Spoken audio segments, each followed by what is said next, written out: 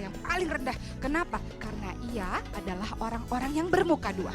Orang yang bermuka dua itu digolongkan bahasa halusnya munafik. Sebenarnya dihaluskan munafik.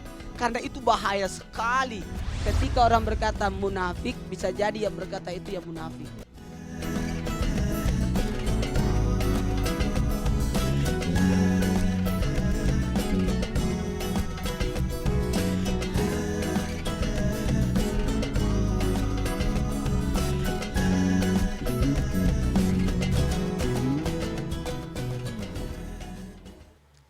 Assalamualaikum warahmatullahi wabarakatuh.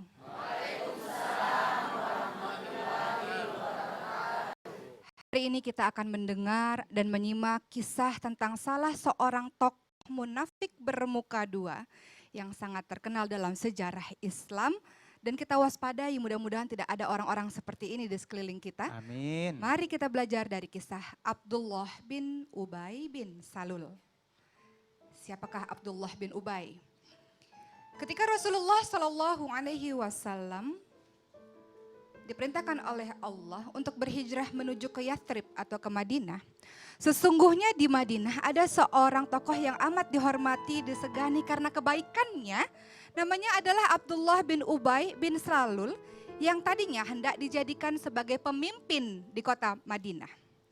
Namun ketika Rasulullah Shallallahu Alaihi Wasallam hijrah dari Mekah ke Madinah dan ternyata banyak orang-orang di Madinah atau kita sebut dengan orang-orang Ansor jatuh cinta dengan Rasulullah Shallallahu Alaihi Wasallam karena kemuliaan sifatnya, karena ajaran yang dibawakannya membuat orang-orang mengabaikan Abdullah bin Ubay bin Salul dan mengangkat Rasulullah menjadi pemimpin.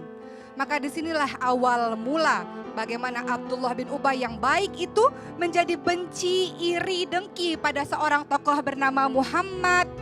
Orang Mekah yang hijrah ke Madinah yang tiba-tiba diangkat menjadi pemimpin. Semua orang bergembira di Yathrib ketika itu kecuali Abdullah bin Ubay bin Salul karena merasa tersaingi dengan kehadiran Rasulullah Shallallahu Alaihi Wasallam. Maka ia pun pura-pura beriman. Di hadapan orang-orang muslim, ia menyatakan dirinya adalah seorang muslim. Tapi ketika kembali lagi kepada orang-orang yang tidak menyembah Allah, dia katakan aku hanya mengolok-olok saja, aku hanya berpura-pura saja. Itulah Abdullah bin Ubay bin Salul. Banyak hal-hal yang dibuatnya yang mengacaukan ukhuwah dari orang-orang Islam, yang mengacaukan internal dari orang-orang Islam. Sebut saja di tahun 3 Hijriah saat terjadi perang Uhud, kaum muslim ada 1000 pasukan, dan kaum kafir Quraisy ada 3000 pasukan. Ketika berjalan dari Madinah, 1000 pasukan kaum muslim di tengah perjalanan belum lagi sampai ke Bukit Uhud.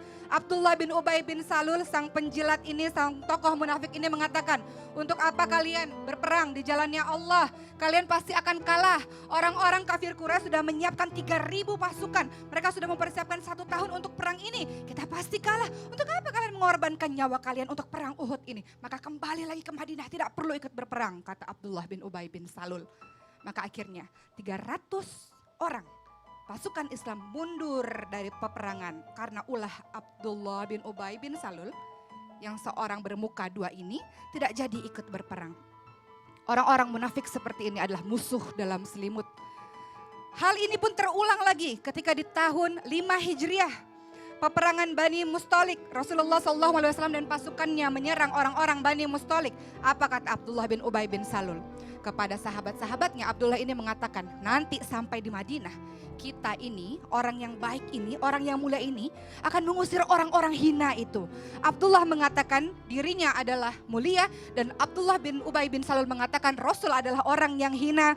Maka ketika mendengar kalimat seperti ini, ada salah seorang sahabat Rasul yang mengadukan hal ini kepada Rasul. Dan kemudian mengatakan ini orang munafik, ini musuh dalam selimut. Baik sekali di depan kita, beriman sekali di hadapan kita. Tapi di belakang ia mengeluarkan sesuatu yang memecah belah umat muslim. Namun Rasul mengatakan tidak, kita harus tetap baik kepadanya. Kita tidak boleh berbuat jahat kepadanya. Karena apa? Karena orang-orang melihat Abdullah bin Ubay bin Salul tetap sholat di belakangnya Rasul. Tetap melakukan amal-amalan sebagai seorang muslim. Kalau ternyata kita membunuh Abdullah bin Ubay bin Salul sementara orang-orang non-muslim melihat hal tersebut, maka Rasul akan dicap sebagai orang yang membunuh sahabatnya sendiri. Rasulullah tidak mau karena secara zohir, secara depan mata, Abdullah bin Ubay adalah seorang muslim. Ulah Abdullah bin Ubay ini terulang lagi ketika peristiwa haditsul ifk atau peristiwa bohong yang luar biasa. Apa yang terjadi? Abdullah bin Ubay bin Salul menyebarkan berita bohong kepada orang-orang Madinah ketika itu. Aisyah telah berselingkuh. Aisyah berselingkuh dengan sahabat Nabi bernama Sofwan bin Mu'atol, kata Abdullah bin Ubay bin Salul. Yang pada akhirnya membuat seluruh Madinah gempar. Bagaimana mungkin orang yang sangat solihah mampu berbuat perbuatan yang tidak disetujui oleh Allah Subhanahu wa Ta'ala. Aisyah difitnah habis-habisan oleh Abdullah bin Ubay bin Salul. Bahkan Rasulullah SAW pun karena fitnah besar-besaran ini mendiamkan sang istri tercintanya Aisyah. Aisyah adalah istri yang paling dicintai oleh Rasul. Tapi karena ulah dari Abdullah bin Ubay bin Salul, Rasul pun tidak sampai untuk berbicara secara intens dengan Aisyah, istri yang sangat dicintainya. Sehingga membuat Aisyah jatuh sakit dan sedih karena fitnah yang luar biasa. Abdullah bin Ubay bin Salul adalah musuh dalam selimut yang luar biasa. Di hadapan orang banyak ia sangat beriman. Di hadapan orang banyak ia orang yang sangat soleh. Tapi di belakang ia memecah belahkan antara umat Islam dan orang-orang yang lainnya. Lalu bagaimanakah kisah akhir hidup dari Abdullah bin Ubay bin Salul? Ketika pulang dari perang Tabuk, Rasulullah SAW mendapatkan berita bahwa Abdullah bin Ubay bin Salul ini sedang sakit. Rasul menjenguk karena merasa bahwa Abdullah bin Ubay bin Salul adalah orang muslim. Maka harus mendapatkan hak seorang muslim. Apa itu? Dijenguk ketika sakit. Maka ketika pada akhirnya Abdullah bin Ubay bin Salul wafat, anaknya yang sangat solih bernama Abdullah juga mengatakan, wahai Rasul, berikan padaku jubah kemuliaanmu agar aku bisa mengkafani ayahku dengan jubahmu. Umar marah, Umar bin Khattab marah, untuk apa wahai Rasul?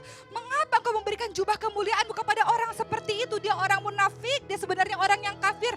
Tapi Rasul tetap memberikan jubah kemuliaannya dan Rasul pun mensolatinya. Umar kembali marah, untuk apa wahai Rasul? Mengapa engkau mensolatinya? Maka Rasul menjawab, aku diberi dua pilihan oleh Allah. Aku meminta ampunan padanya dan tidak aku meminta ampunan padanya, sama saja. Kata Rasul seperti itu. Akhirnya tetap Rasul sholatkan. Namun turun perintah lagi bahwa ternyata Abdullah bin Ubay bin Salul adalah orang yang kafir. Lebih kafir daripada orang kafir sendiri. Kenapa? Orang-orang seperti ini diletakkan di neraka yang paling rendah. Kenapa? Karena ia adalah orang-orang yang bermuka dua. Orang-orang yang membahayakan, memecah belahkan.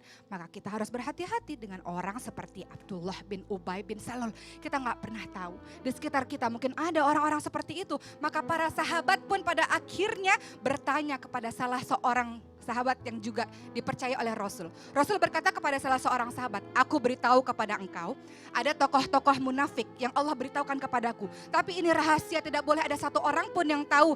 Maka orang tersebut pun terus menyimpan rahasia rapat-rapat tentang orang-orang atau tokoh-tokoh munafik di dalam Islam. Sampai Umar bin Khattab pun datang kepada salah seorang sahabat itu dengan mengatakan, apakah aku termasuk golongan orang munafik yang disebut oleh Rasul? Umar ahli ibadah, Umar Amirul Mukminin saja takut kalau termasuk golongan orang-orang munafik. Apalagi dengan kita yang ibadahnya standar saja. Yang ketaatan pada Allah standar saja. Mudah-mudahan kita juga termasuk orang yang takut tergolong jadi orang-orang yang munafik. Kisah ini menjadi pembelajaran berharga untuk kita jauh-jauh dari sifat seperti itu. Insya Allah. Iya, luar biasa, Masya Allah ya. Harusnya memang senantiasa kita memohon kepada Allah agar kita tidak masuk dalam golongan orang munafik. Iya. Karena kan sebenarnya kita juga tidak tahu posisi kita di hadapan Itu Allah dia. adalah sebagai apa. Makanya sangat dianjurkan ketika kita sholat sunat, dianjurkan dua surah yang dibaca, surah Al-Kafirun dan surah Al-Ikhlas. Mudah-mudahan kita tidak tergolong orang-orang seperti itu. Amin, ya Rabbal Alamin. Ya memang kalau ngomongin masalah hal ini, orang-orang yang munafik akan ada terus sampai akhir zaman ya. Dan Ngeri loh di depan nih, benar. kok Ali baik banget, soleh Oh. banget. Tapi di belakang, tahu gak sih Ali itu sebenarnya gitu tuh, orang begitu. muka dua Nah, tuh. biasanya kalau misalnya orang yang dimunafikin gitu biasa dapat pahala katanya ya. Benar Ustaz, misalnya orang yang diomongin segala diomongin macam ya. akan menggondeng. Menggondeng itu mengambil, mendapatkan pahala orang pahala, yang iya. ngomongin tersebut Gondeng ya. tuh apa sih Ustaz? Menggondeng itu bahasa Bugis. Menggondol sama dengan Ustaz menggondol Rumik atau Menggondeng mengambil. itu membawa. Ya kita tepuk tangan dulu yuk biar semangat hari ini. Eh. Ini kisah ini sangat menginspirasi kita luar biasa ya di awal ini ya. Sangat. Sangat sekali, dan mungkin nggak ada salahnya kita waspada, tapi suzon nggak boleh lagi ya waspada Ya. dengan orang-orang di sekitar Jadi enggak usah kita. berkata, mungkin dia munafik. Enggak, lebih baik kita menjaga diri aja. Dan memang tema kita ini luar biasa ya. Hati-hati muka dua nih, apa namanya yang kita akan bahas. Ini muka dua ini Hati-hati. banyak orang yang bilang juga munafik. Iya. Ada yang bilang, di depan kita begitu, tapi di belakang begitu. Atau ada lagi bahasanya, Hah? penjilat. Penjilat. Oh. Menggunting dalam lipatan. Ih. Sebanyak sih. Musuh dalam selimut. Iya, musuh dalam selimut. Ternyata Iya. musuh dalam selimut adalah itu. Serigala berbulu Tubuh domba.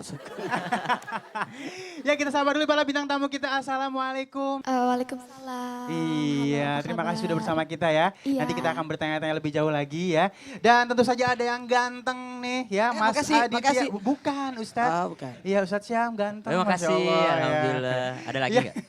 Mas Aditya Surya Pratama, kita panggilnya Mas Adit ya. Mas Aditya, Iya. tepuk tangan dulu Bu. Terima kasih. Mas Adit Adit ganteng ya? Ganteng, Masya Allah. Bu. Adit Ganteng lah, ganteng. kan Iya, laki-laki. iya. Ganteng. Kita sabar dulu bunda-bunda yang pakai baju merah ini. Ibu-ibu kita dari mana tadi? Dari mana Bu? Dari Makassar, kurang Dari semangat. mana? Dari mana? Dada ke Makassar itu lagi ke nonton kamera. orang.